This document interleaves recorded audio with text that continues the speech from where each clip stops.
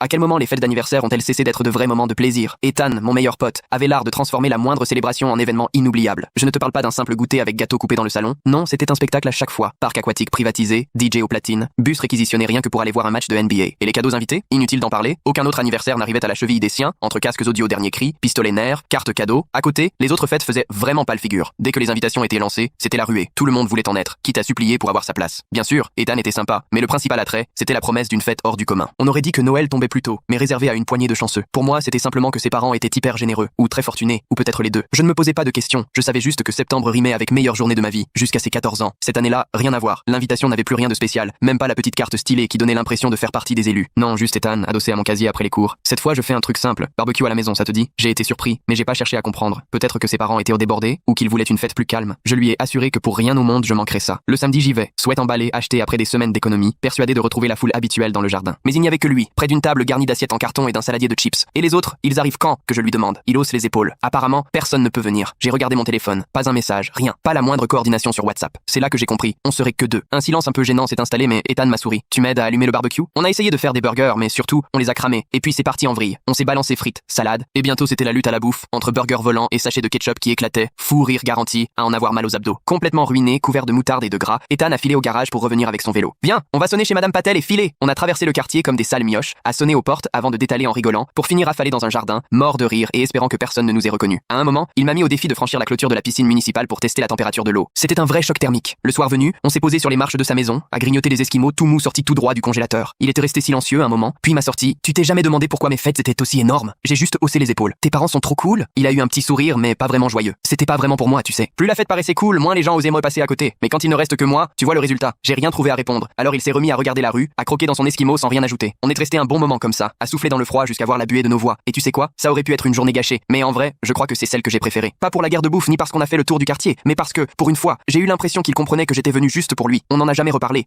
Mais depuis ce jour-là, à chaque anniversaire d'Ethan, je fais toujours en sorte d'être le premier arrivé, quelle que soit la fête, peu importe le programme.